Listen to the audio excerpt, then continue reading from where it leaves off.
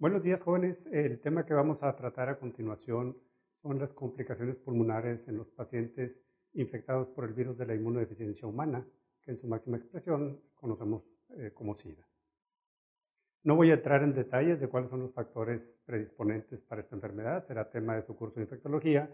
Nada más recordar que los factores predisponentes más conocidos, los preponderantes, son la promiscuidad sexual, las relaciones sexuales entre hombres y la drogadicción. Lo importante de tener en mente la existencia del síndrome de inmunodeficiencia adquirida es que ocasiona una inmunidad progresiva que va a predisponer a infecciones que en un principio serán infecciones comunes y corrientes, pero que en su etapa más avanzada, en su etapa terminal, se transformarán en infecciones oportunistas. Entrando en detalle en lo que es el síndrome de inmunodeficiencia adquirida y las enfermedades respiratorias, es bien importante remarcar que el pulmón es el órgano principal blanco de las infecciones que complican a estos pacientes. La afección pulmonar es la manifestación inicial en aproximadamente la mitad de los casos. Pacientes que tienen con VIH abren, se diagnostican a través de una complicación pulmonar en más o menos la mitad de los casos. Si dejáramos la enfermedad a su evolución natural, de un 80 a 100% de los pacientes con VIH acabarán teniendo una infección pulmonar o una afección pulmonar no infecciosa. ¿Por qué son tan comunes las infecciones pulmonares en estos pacientes? Hay que recordar que el pulmón es una puerta de entrada para todo lo que existe en el medio ambiente. Tenemos una comunicación directa. Respiramos de 10 a 12 veces por minuto y si colocáramos un alveolo al lado de otro alveolo, la extensión que pudiéramos alcanzar sería suficiente para cubrir una cancha de tenis. Es decir, la exposición es muy frecuente y el área de exposición es muy grande. Y luego, para acabar de complicar la situación, recordemos que el virus del VIH puede infectar a los macrófagos alveolares, la primera barrera de contención de infecciones. Entonces tenemos el escenario perfecto para que haya infecciones respiratorias. Si nosotros agrupáramos a los agentes etiológicos que ocasionan infecciones respiratorias en este grupo de pacientes, empezaríamos por las bacterias que llamamos piógenas, las que producen secreciones purulentas. Las más frecuentes son el neumococo, en primer lugar, y el Haemophilus influenza, que tienen en común estas dos, que son gérmenes encapsulados. Luego tendríamos en comunidades como la nuestra, donde hay mucha tuberculosis, es uno de los agentes también más importantes a considerar, Mycobacterium tuberculosis. En algunas otras comunidades, el germen más frecuente son las micobacterias que antes llamábamos atípicas y que ahora las englobamos en el grupo de micobacterias no tuberculosas, y en particular dentro de ellas tendríamos al Mycobacterium avium complex. Dentro del grupo de los hongos tenemos el más frecuente, probablemente también el más conocido y que en algunos lugares es la causa más frecuente de infección, sería el Pneumocystis jirovecii, anteriormente conocido como Pneumocystis carinii. Lo ponemos en el grupo de hongos porque originalmente su clasificación era como si fuera un parásito. Con estudios genéticos más recientes se ha agrupado dentro del grupo de hongos, aunque característicamente los medicamentos que usamos para tratarlos se parecen más a los que usamos para tratar parásitos que a los que usamos para tratar hongos. Pero actualmente se considera que debería estar dentro de este grupo de los hongos. En comunidades donde hay hongos que producen infecciones crónicas, que son endémicas, es decir, micosis crónicas endémicas, que en nuestro sitio, Monterrey, sería un lugar en el que hay ese tipo de infecciones, ese sería el hongo predominante. En nuestra comunidad, el hongo que tenemos como endémico es el Coccidioides similis. Habrá en otras comunidades, por ejemplo en el sur de México, en el sur de Texas, en donde el hongo que predomina es histoplasma. Bueno, ese será el hongo predominante. Entonces habría que ver la epidemiología de la localidad para considerar dentro de los diagnósticos diferenciales un hongo u el otro. Hay otros hongos como el criptococo que afectan, no tiene nada que ver con endemicidad, o sea, podemos encontrarlos en cualquier lado. Una cosa importante a remarcar es que dentro de las infecciones oportunistas que vemos en pacientes neutropénicos que reciben quimioterapia o medicamentos inmunosupresores, la presencia de hongos como Cándida o Aspergillus es bastante común. Característicamente en el paciente con VIH, estos hongos no son responsables de la mayoría de las infecciones respiratorias. Es inusual que ocasionen neumonías o afección del pulmón. La cándida en particular sí puede estar colonizando la vía aérea, la orofaringe, el aparato urinario, el aparato gastrointestinal, puede estarlo colonizando o infectando, pero en el pulmón en particular no es un órgano frecuente.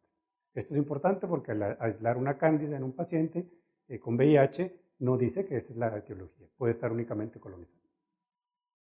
Con respecto a los virus, con mucho, el más frecuente es el citomegalovirus, que aunque es el más frecuente de los virus, no es una infección frecuente. Los pacientes con VIH pueden estar afectados por otros virus, cualquiera de la familia herpes puede estar infectando, ocasionando neumonía, el virus del Epstein-Barr y el mismo virus del VIH, como hace rato mencionamos, puede estar afectando al pulmón. Dentro de los parásitos, hay parásitos que tienen su sitio predominante o su hábitat en otra parte del cuerpo, aparato intestinal, muchos de ellos, pero que tienen un ciclo respiratorio en su reproducción y al pasar por el pulmón es donde los podamos detectar. Así tenemos el toxoplasma, los cryptosporidias, el Strongyloides estercolales. Las causas infecciosas son las más frecuentes, pero hay que recordar que también puede haber afección no infecciosa. Podemos tener neoplasias, la más conocida, la más característica, fácil de diagnosticar, es el sarcoma de Kaposi, que originalmente es una infección unicéntrica en los pacientes que no tienen VIH y en el paciente con VIH se caracteriza por ser una afección multisistémica, afecta diferentes sitios en la piel, puede afectar las mucosas y puede afectar los órganos. Dentro de esos órganos se encontraría el pulmón. Y el otro cáncer, neoplasia frecuente en estos pacientes, es el linfoma no Hodgkin. Será mucho más frecuente que el linfoma Hodgkin. También podemos tener patologías no bien identificadas, neumonías intersticiales, la toxicidad por medicamentos también puede ocasionar infiltrados pulmonares y otras patologías que conlleven o terminen al síndrome de insuficiencia respiratoria del adulto, el que conocemos coloquialmente como pulmón blanco, como pulmón de CHO, también pueden entrar en el diagnóstico diferencial en este tipo de pacientes. Si nosotros clasificáramos las complicaciones pulmonares del paciente con SIDA, veríamos que con mucho las más frecuentes son las infecciosas. Estos números están redondeados, pero es para mandar el mensaje claro y tener una idea de que siempre que veamos alteraciones pulmonares en un paciente con VIH, estamos obligados a buscar una etiología infecciosa. Hay etiologías infecciosas y en algunos casos no podemos encontrar cuál es la etiología. Afortunadamente esto es en la minoría. Dentro del grupo de infecciones, las tres más frecuentes en nuestro medio serían infecciones bacterianas, tuberculosis y neumocistis querubeccia. Estas son las tres que vamos a hablar un poquito más en profundidad. Las infecciones respiratorias en estos pacientes, los pacientes infectados por el virus de la inmunodeficiencia humana, van relacionadas directamente con la inmunidad. Recordemos que el SIDA no es una enfermedad que de un día para otro empieza como infección por VIH y evoluciona hasta que ya hay inmunosupresión y ahora es cuando lo llamamos SIDA. Ese periodo pueden ser meses o años dependiendo de cada paciente y de los disparadores que hagan que se acelere la progresión de la infección por VIH. Pero en términos generales lo ligamos a la cuenta del linfocito CD4, que son los linfocitos T cooperadores, los que hacen que una persona se defienda bien o mal desde el punto de vista inmunológico. Al principio, por lo tanto, entonces las infecciones en VIH pueden ser no oportunistas. Las infecciones comunes y corrientes que padece cualquier persona pueden atacar a estas personas. Lo característico es que lo van a hacer de manera diferente. Cuando el SIDA ya está totalmente establecido, entonces sí es cuando los pacientes van a estar predispuestos a infecciones oportunistas. Y a veces la infección oportunista es la que dispara que transformemos a un paciente de tener infección por VIH, ahora clasificarlo que ya tiene SIDA. Las infecciones bacterianas en estos pacientes son bastante frecuentes. Lo más común son sinusitis, bronquitis y neumonía. Si se fijan, estamos hablando de infecciones que le dan a personas que no tienen ningún grado de inmunosupresión. Aquí, en este tipo de pacientes, lo característico son varias cosas. Uno, hay una mayor frecuencia de este tipo de infecciones. Se estima que 1/3 de los pacientes con VIH van a acabar desarrollando una neumonía bacteriana. Estas estadísticas son difíciles de poder documentar de manera concreta y categórica porque estos pacientes reciben muchos otros medicamentos que pudieran enmascarar o tratar las infecciones bacterianas. Los gérmenes que se han aislado más frecuentes, ya los habíamos comentado, son gérmenes encapsulados. El número 1 es el neumococo y en segundo lugar es el Haemophilus influenza. Lo característico de estos pacientes es que estas infecciones comunes y corrientes se pueden presentar de manera típica. Por ejemplo, la neumonía por neumococo, que característicamente es una neumonía lobar, en estos pacientes se puede presentar como multilobar. La neumonía por neumococo rara vez se comporta de manera necrotizante, es decir, rara vez da cavidades. Bueno, en estos pacientes eso no es lo inusual. Y las complicaciones extrapulmonares de la neumonía por neumococo, como son que tengan bacteremia, derrame pleural o que desarrollen empiema, son raras en el paciente inmunocompetente, en el paciente con VIH son mucho más frecuentes. Todos estos datos son los que nos obligan a pensar en un paciente que yo no consideré que pudiera tener VIH sé que tiene una neumonía por neumococo con una presentación inusual, buscar de manera intencionada el factor predisponente, que puede ser infección por VIH. ¿Cómo tratamos a estos pacientes?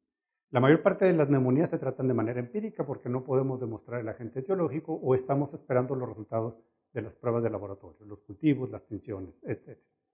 Entonces iniciamos el tratamiento tan pronto hacemos el diagnóstico y habitualmente lo que hacemos es la cobertura que se recomienda para neumonía adquirida en la comunidad. Una cefalosporina de segunda generación, en este caso que cubra la posibilidad de hemófilos, que es la cefuroxima, combinada con un macrólido. O bien seleccionar una fluoroquinolona de las que llamamos respiratorias, que tenemos dos disponibles, moxifloxacino y levofloxacino. Aquí no entra para nada el ciprofloxacino. La ciprofloxacina es un mal antibiótico para infecciones respiratorias. Si ya tengo yo aislado cuál es el germen, pues el tratamiento sería específico en base a sus patrones de sensibilidad. No porque el paciente tenga VIH, le voy a dar un combo, una bomba de antibióticos. Damos el tratamiento específico para el germen que hayamos identificado. ¿Podemos prevenir estas infecciones? Es muy común que en el paciente con VIH usemos trimetoprim sulfamethoxazol por otros motivos. Este es un antibiótico de amplio espectro. Lo damos por los otros motivos. Si eso sirve o no para prevenir neumonía es algo que no se ha podido establecer. Teóricamente pensaríamos que sí. Lo que sí sabemos es que los pacientes, si los detectamos en etapas tempranas en que su inmunidad todavía es suficiente para responder a vacunación, debemos vacunarlos contra neumococo y contra el virus de la influenza. Esto sería la mayor protección que pudiéramos darle en cuanto a profilaxis. Pasamos al siguiente germen, que es tuberculosis. La coexistencia de tuberculosis y VIH epidemiológicamente es muy importante. Es lo que llamamos el binomio TB y VIH. De los pacientes que tienen VIH, se estima que de una cuarta parte a casi la mitad de ellos van a acabar desarrollando TB si no intervenimos. Claro que esto tiene que ver el sitio donde vive el paciente. En pacientes donde haya una alta prevalencia de tuberculosis, como es en el continente africano, hasta 70% de los pacientes que diagnosticamos con TB tienen al mismo tiempo VIH. En nuestro país, afortunadamente, no tenemos ese problema en esa magnitud. Se estima que de los pacientes que tienen TB, solo el 8% tienen además VIH. Pero esto nos lleva a que de manera obligada en todo paciente que diagnosticamos tuberculosis le descartemos VIH y también en todo paciente que tiene VIH le descartemos tuberculosis. Y si sabemos que un paciente tiene VIH y no tiene tuberculosis, es candidato a darle profilaxis para que no vaya a desarrollar tuberculosis. Es bien importante remarcar aquí que la mayor parte de las infecciones oportunistas en el paciente con VIH no son contagiosas. Pero una persona que tiene VIH y tuberculosis sí puede contagiar la tuberculosis a otros pacientes con VIH o a otras personas sanas, sobre todo al personal de salud, a sus familiares, la gente que lo cuida. Las manifestaciones clínicas de la tuberculosis en estos pacientes dependen de en qué momento el paciente es infectado.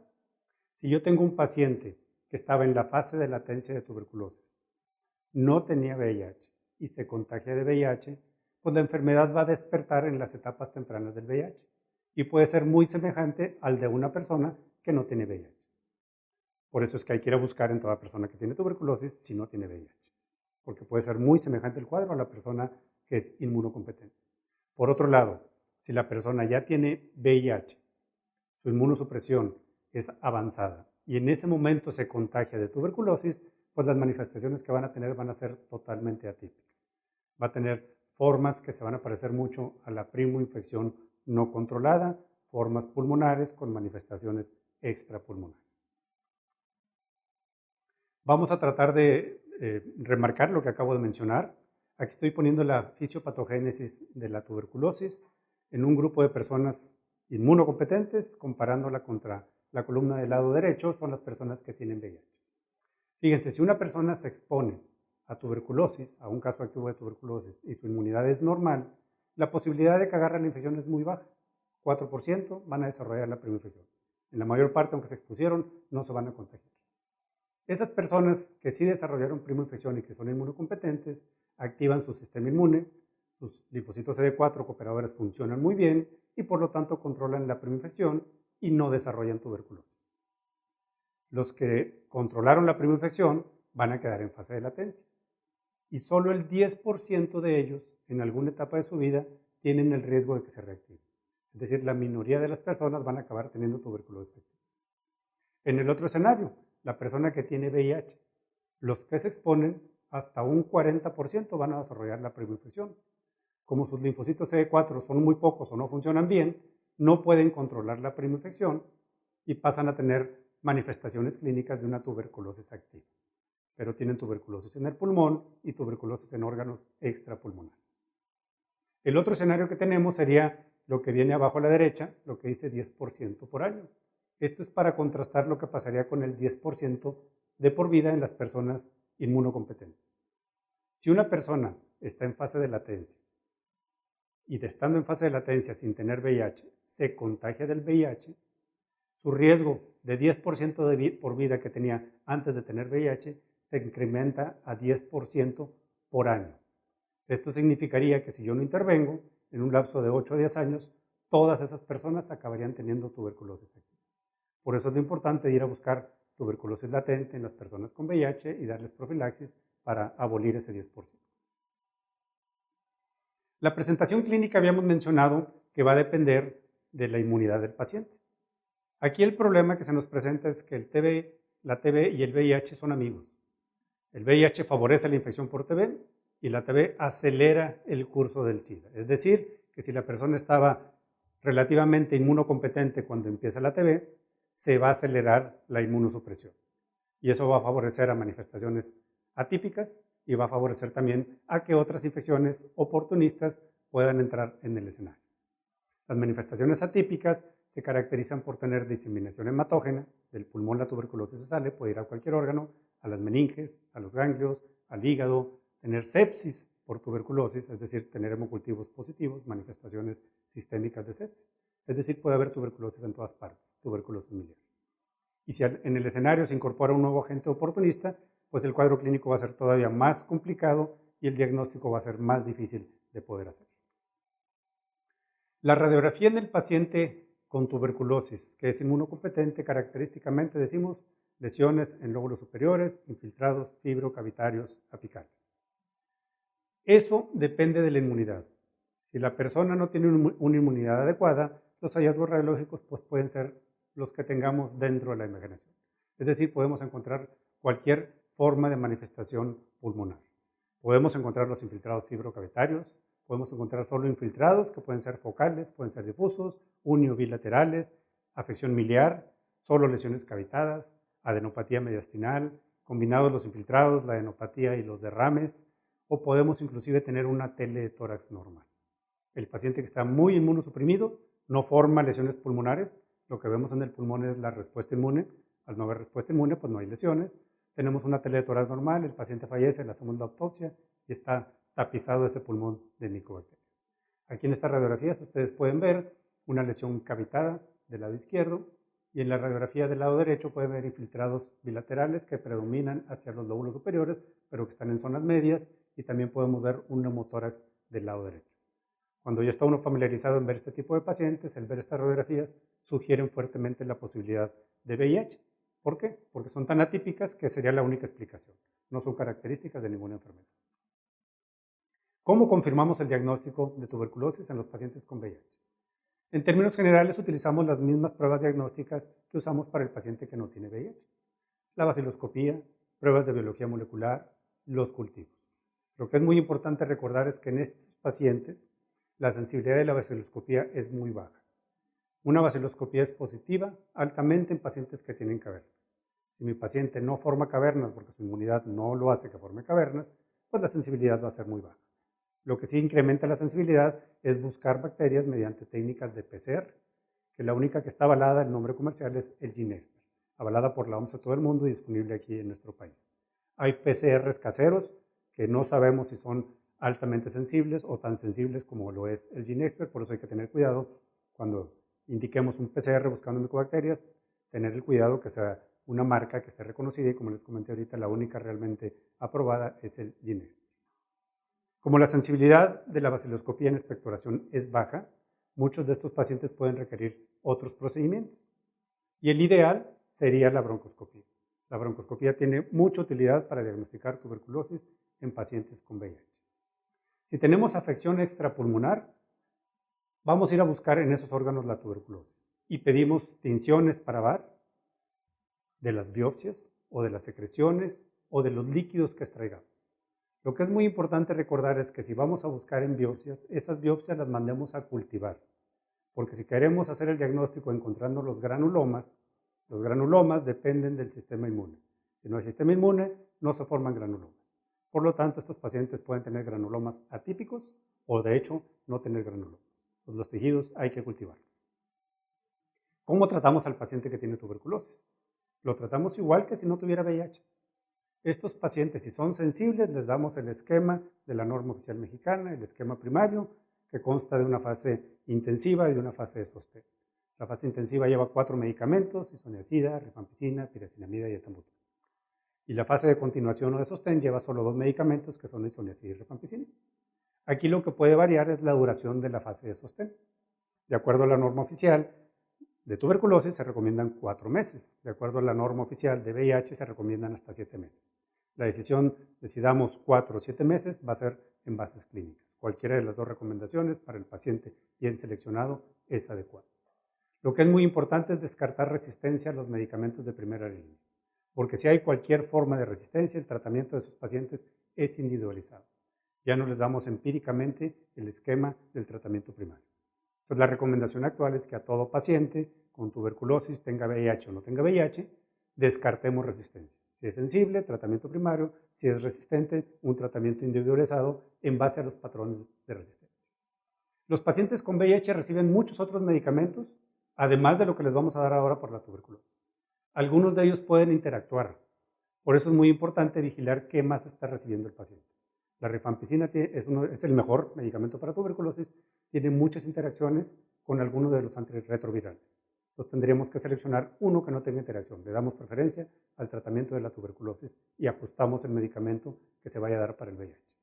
Bien importante, si yo diagnostico que mi paciente tiene tuberculosis, no sabía que tenía VIH, y en ese momento diagnostico que tenía VIH, me voy a estar en la disyuntiva si le trato las dos enfermedades. La recomendación es tratar primero la tuberculosis y después de un tiempo que va a depender de la forma de tuberculosis que tenga el paciente y de su grado de inmunidad, empiezo posteriormente el tratamiento antirretroviral. No voy a entrar en los detalles de los tiempos para no confundirnos, pero sí que quede el mensaje claro: se le da prioridad al tratamiento de la tuberculosis y luego se inicia el tratamiento antirretroviral. Si mi paciente ya estaba en tratamiento para VIH, pues ahí ya no tengo ninguna disyuntiva, continúo su tratamiento y le agrego los medicamentos para tuberculosis. Las micobacterias no tuberculosas o atípicas, afortunadamente en nuestro medio son raras, pero siempre las debemos tener en mente en el diagnóstico diferencial de los pacientes que tienen un VAR positivo y que yo creo que tiene tuberculosis. Necesito pruebas de biología molecular o cultivos para poder identificar si es tuberculosis o es una micobacteria no tuberculosa. Las micobacterias no tuberculosas tienden a afectar mucho el intestino. La más frecuente con mucho es Mycobacterium avium intracelular, el complejo que le llamamos MAC. Va a ser la más frecuente, aquí en nuestro medio sigue siendo la más frecuente. No es contagiosa de persona a persona, o sea, no es un problema epidemiológico, y el tratamiento es diferente al de las micobacterias tuberculosas. Por eso es muy importante identificar qué micobacteria no tuberculosa tenemos enfrente y escoger el tratamiento adecuado para cada una de ellas. El siguiente germen, el neumocistis. Este sí es un germen oportunista. A diferencia del neumococo, el hemófilos, tuberculosis, que no son no oportunistas, el neumocistis sí es un oportunista. Mycobacterium avium también lo consideramos como un germen oportunista. La infección oportunista más frecuente de todas en SIDA es el neumocistis girovecii. Este neumocistis lo conocemos históricamente como neumocistis carini en honor de uno de los doctores que hizo más estudios al respecto. A medida que avanzó la ciencia y se pudieron hacer estudios genéticos, se diferenciaron varias especies de neumocistis y finalmente se clasificó como el que afecta a los pacientes con VIH, es el girovecii. Ya habíamos comentado que este germen es un germen oportunista. El germen oportunista puede estar colonizando la vía aérea de un paciente, que cuando se inmunosuprime, ese germen de ser colonizante pasa a ser un germen invasivo. Esto es lo que llamamos una reactivación. La otra posibilidad es que una persona se expone a alguien que está arrojando el neumocistis al medio ambiente, al toser, al nebulizarlo, al hacerle una broncoscopía, convivencia cercana en un hospital. Tengo yo 2 pacientes inmunosuprimidos con VIH, uno con neumocistis y el otro sin neumocistis. se pueden contagiar entre ellos por inhalación. Habitualmente el neumocistis, como es un germen oportunista, aparece en las etapas avanzadas del VIH. Pero recuerden, hace rato mencionábamos, yo puedo tener un paciente no muy inmunocomprometido, le da tuberculosis en etapas tempranas, la tuberculosis lo inmunosuprime y ahora sí puedo favorecer que venga el neumocistis. A lo que voy con esto es que yo puedo tener neumocistis y puedo tener coexistencia con otros gérmenes oportunistas.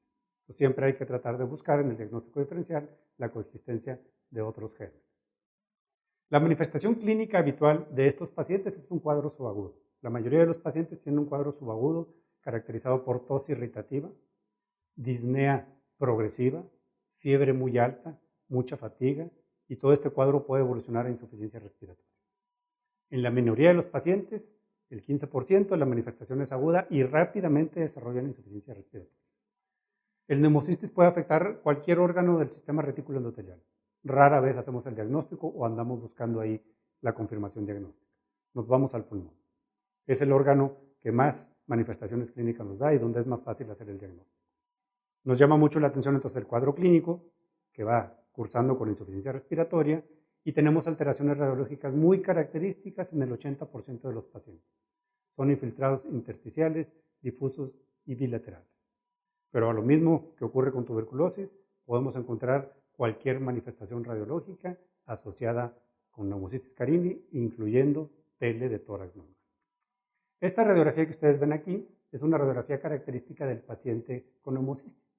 Vemos infiltrados reticulonodulares, difusos bilaterales. Los vemos más marcados en las bases porque es donde hay más parénquima pulmonar. Esta radiografía en el contexto clínico adecuado es altamente sugestiva de neumocistis carini. ¿Cómo confirmamos el diagnóstico? Tenemos que encontrar el bicho, el hongo, ya sea en las secreciones respiratorias o en biopsias del tejido pulmonar. Las tinciones que usamos para documentar la presencia de este hongo no son cualquiera. Tenemos que pedir tinciones que puedan pintarlo. Las tinciones de plata son las más favorecidas. Tenemos tinciones de Giemsa, de Gomori. Usamos anticuerpos monoclonales. ¿En qué secreciones los buscamos? En la expectoración. En algunos centros, básicamente es un centro de referencia en San Francisco, ellos tienen mucha habilidad para en esputo inducido documentar el neumocistis. Una alta sensibilidad hasta un 80%. Eso no lo hemos podido reproducir aquí nosotros ni en muchos otros centros. Nosotros cuando sospechamos neumocistis hacemos una broncoscopia. Sería el procedimiento de elección. Requerimos únicamente hacer el lavado, no hacer biopsias. En un lavado tenemos una sensibilidad de un 90 a un 100%. Si en un lavado no tenemos el diagnóstico y tenemos dudas, podemos repetirlo y ahora sí en la segunda vuelta recomendaríamos hacer una broncoscopia. Pero de entrada en la primera vuelta, si lo que sospechamos es neumocistis, el puro lavado puede ser suficiente. ¿Cómo tratamos a estos pacientes? El tratamiento afortunadamente ha evolucionado y de lo que se usaba originalmente, ahora somos un medicamento muy barato, muy bien tolerado, que es el trimetoprim sulfamethoxazol. Es un antibiótico, pero lo usamos para tratar un hongo. Hay otras alternativas que pudiéramos utilizar, son para pacientes complicados y caerían en manos del especialista el tratar este tipo de pacientes. Pentamidina, dapsona, clindamicina no son tan buenas como es el trimetoprim, pueden tener mayor toxicidad, costo diferente. Siempre le apostamos a usar el trimetoprim sulfamethoxazol. Muy importante considerar que cuando el paciente ya está desarrollando insuficiencia respiratoria, hay que medir la oxigenación. Si la PO2 ya cayó por abajo de 70 milímetros de mercurio, está indicado complementar el tratamiento del trimetoprim sulfamethoxazol con esteroides. Habitualmente damos prednisona o equivalentes parenterales si el paciente no tolera la vía oral. Se dan tratamientos por alrededor de 20 días. Son medicamentos inmunosupresores. Es muy importante entonces que si yo voy a dar prednisona a estos pacientes es porque sé que tienen neumocistis y no tienen ninguna otra infección que yo pueda acelerar con el uso de esteroides o bien ya la estoy cubriendo con el tratamiento adecuado. Es muy riesgoso si mi paciente tiene tuberculosis y neumocistis y yo solo doy tratamiento para neumocistis y no cubro la posibilidad de tuberculosis y le doy esteroides, seguramente voy a acelerar la progresión de la tuberculosis. ¿Cómo les va a estos pacientes? Pues no les va muy bien. La mortalidad en términos generales va de un 5 a un 40%, va a depender de en qué etapa pesquea el paciente la inmunosupresión y qué tan agresivo se está comportando el neumocistis y si hay otras infecciones o no asociadas. 20% de los casos van a evolucionar a insuficiencia respiratoria, es decir, van a requerir manejo en terapia intensiva con un ventilador. La mortalidad de esos pacientes es muy alta, de un 60 a un 85%, pero ha mejorado mucho con respecto a lo que antes teníamos. Antes, intubar a un paciente con VIH y neumocistis era igual a pronóstico de muerte. De los pacientes que sobreviven, esto es muy importante recalcarlo, hasta 2/3 partes de ellos van a recaer, van a volver a tener otro episodio de neumocistis. Es por eso que es muy importante usar la profilaxis. La profilaxis para neumocistis está indicada en 2 escenarios. Uno es el paciente que estamos comentando, el que ya tuvo una infección, le di tratamiento y lo curé. Tengo que darle profilaxis porque si no va a recaer. Y la otra es el paciente que no ha tenido todavía la infección por neumocistis, pero su cuenta de CD4 es tan baja, menor de 200, que sé que está en un alto riesgo. ¿Con qué damos la profilaxis? Con el mismo medicamento que damos para el tratamiento, trimetoprim sulfamethoxazol. ¿Cuáles serían las alternativas de procedimientos y diagnósticos que yo puedo aplicar en estos pacientes? Tenemos lo que es convencional, el análisis de la expectoración.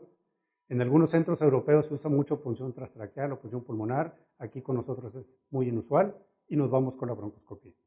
Nos ofrece la misma o más información que los procedimientos de las punciones. En la broncoscopía podemos, dependiendo del germen que andemos buscando, concretarnos a hacer un lavado, citología y tinciones para hongos, micobacterias, etcétera, para todo tipo de gérmenes, o ir por las biopsias. Depende del germen que ande buscando. Hay gérmenes en que yo requiero la biopsia para hacer el diagnóstico.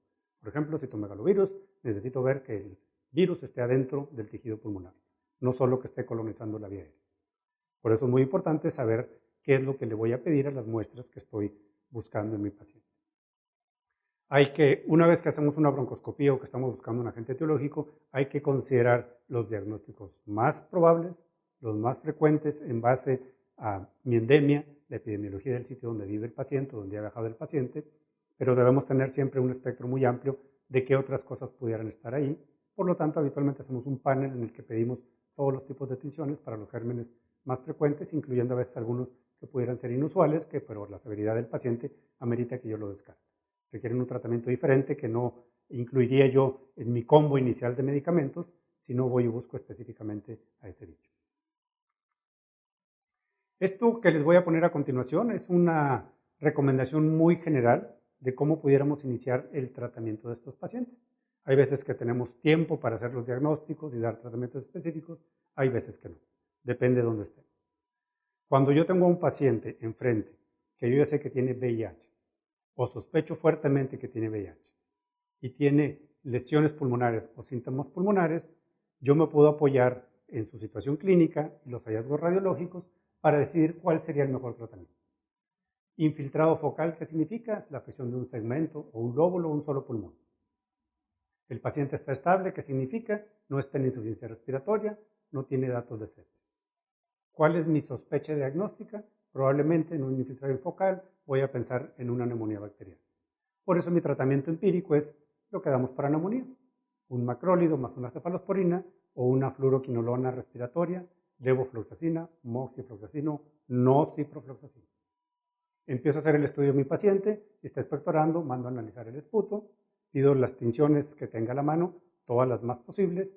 Si yo ya encuentro un germen específico, me salió una tinción de KOH para hongos con unas férulas de cocci, bueno, pues el tratamiento que voy a dar va a ser el específico para ese germen. Me salió el VAR positivo, bueno, voy a dar tratamiento para tuberculosis. Mi paciente no mejora, inició un tratamiento empírico. En ese momento considero hacer una broncoscopía. Pero también considero hacer una broncoscopía en este paciente que tiene un infiltrado focal y está estable si su cuenta de CD4 está baja, abajo de 200. ¿Por qué? Porque ya está en el grupo de pacientes que son susceptibles a infecciones oportunistas. Y a lo mejor va empezando la infección oportunista y por eso tiene un infiltrado focal y estable. Necesito una broncoscopía temprana para hacer diagnóstico temprano y a ese paciente evitarle todas las complicaciones que sabemos que vienen con las infecciones oportunistas. El otro escenario es el paciente que tiene un infiltrado focal, pero ya está grave. O sea, tiene insuficiencia respiratoria o tiene datos de sepsis. O el paciente que llega con un infiltrado difuso. Ese paciente está grave por la razón que sea o tiene datos de que puede estar infectado por un germen oportunista. En ese paciente considero broncoscopía temprana.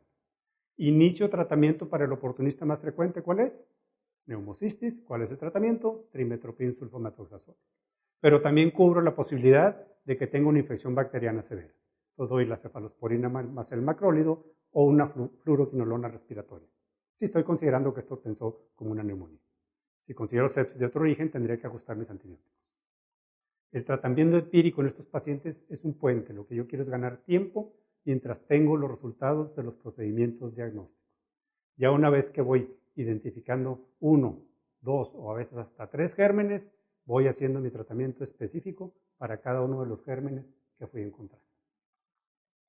Resumiendo lo que hemos comentado, la afección pulmonar en estos pacientes, los que están infectados por el virus de la inmunodeficiencia humana, es muy diversa y puede ser no infecciosa. Siempre consideramos infecciones como prioridad. Cuando no las encontramos, hay que considerar la posibilidad de que esto sea no infeccioso. En etapas iniciales del SIDA, o sea, cuando el paciente solo tiene infección por VIH, es decir, realmente no tiene SIDA, podemos ver infecciones no oportunistas. Pero algunas de esas infecciones no oportunistas pueden ser las disparadoras del SIDA, como es el caso de tuberculosis. Los pacientes pueden tener infecciones por varias etiologías al mismo tiempo. Yo puedo en mis procedimientos diagnósticos encontrar gérmenes que sí son causantes de infección y otros que son colonizantes. Entonces, la evaluación clínica integral de estos pacientes me va a permitir poder diferenciar cuál es colonizante y cuál es el que está ocasionando la invasión. Ante la duda, lo trato como si fuera el responsable, como si fuera un germen invasor y no considerarlo como un colonizante. Si mi paciente está en una condición clínica estable, lo ideal es evitar tratamientos empíricos agresivos para enfermedades raras. Hay que ser agresivos en el diagnóstico. Broncoscopía temprana. La broncoscopía con lavado alveolar tiene una alta sensibilidad para tuberculosis, para neumocistis y para bacterias, que son los gérmenes más frecuentes. Si yo requiero además hacer biopsias, dependerá de la etiología que esté sospechando mi paciente en particular. Que no quede ninguna duda que la broncoscopía es la herramienta más útil para el estudio de estos pacientes. Y entre más temprano la hagamos, su rendimiento va a ser mucho mayor. Si yo le hago una broncoscopía a un paciente multitratado, la interpretación de los resultados va a ser más complicada y más difícil. Si yo le quiero hacer una broncoscopía a un paciente que tiene 1 o 2 semanas de tratamientos empíricos y no está funcionando, seguramente las condiciones clínicas de ese paciente están muy deterioradas y va a ser mucho más riesgosa la broncoscopía y luego los resultados que obtenga van a ser más difíciles de interpretar. El mensaje sería entonces buscar hacer las broncoscopías de manera temprana en los pacientes con afección respiratoria, si es que en la evaluación del esputo no tengo ningún diagnóstico o la situación del paciente amerita que hagamos broncoscopía en base a las indicaciones que acabamos de comentar. Con esto dimos un repaso general de los aspectos más importantes que pueden afectar a estos pacientes. Obvio es mencionar que la diversidad de manifestaciones que pueden tener los pacientes con VIH es incontable, es innumerable. Enfermedades comunes y corrientes se pueden presentar de manera muy atípica. Enfermedades frecuentes en ellos tienen manifestaciones características, pero también se pueden presentar de manera muy atípica. Entonces, siempre tenemos que tener la mente abierta para hacer una evaluación integral de estos pacientes, hacer prioridades en nuestro diagnóstico diferencial, dar los tratamientos más específicos y tratar de hacer diagnósticos precisos en las etapas tempranas de las enfermedades, que es cuando vamos a mejorar mucho el pronóstico de estos pacientes. Muchas gracias.